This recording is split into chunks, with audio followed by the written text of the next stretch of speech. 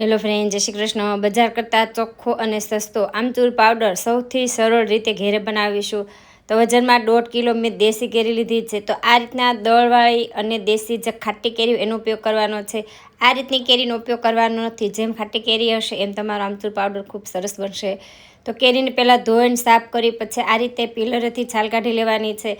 તો આ રીતે પીલરેથી છાલ કાઢી એની સ્લાઇસ કરવી તો એ રીતે તમે સ્લાઇસ પણ કરી શકો, અથવા આ રીતે એને ખમણીથી તમારે એને ખમણીને લેવાની છે. તો આ રીતે બધી કેરી ખમણી લેશું. તો હવે આ ખમણને સૂકવવા માટે પ્લાસ્ટિકનો જ ઉપયોગ કરવાનો છે. કોઈ પણ કોટનના કપડામાં સૂકવવાનું નથી. તો આ રીતના જાડું પ્લાસ્ટિક હોય એમાં સૂકવી તડકે સૂકવશો તો 2 થી 3 દિવસમાં સુકાઈ જશે. છાંયડે સૂકવશો તો થોડી વાર લાગશે, એકદમ ક્રિસ્પી થઈ જાય. એટલે મિક્સર જારમાં થોડું થોડું લઈ એને એકદમ ઝીણું એનો પાવડર તૈયાર કરવાનો છે. તો જેમ બને તેમ તમારે ઝીણો પાવડર તૈયાર કરી અને એને ચાળી લેવાનો છે.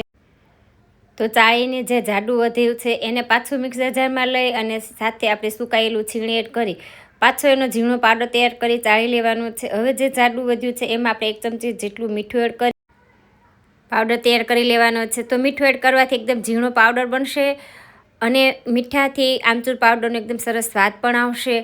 તો આ રીતના આપણો આમચૂર પાવડર તૈયાર છે. કોઈ પણ એરટાઇટ બોટલની અંદર ભરીને તમે આખા વર્ષ માટે આમચૂર પાવડરનો ઉપયોગ કરી શકો. તો કોઈ પણ ચાટ, વાનગી કે કોઈ પણમાં તમે ઉપયોગમાં લઈ શકો તેવું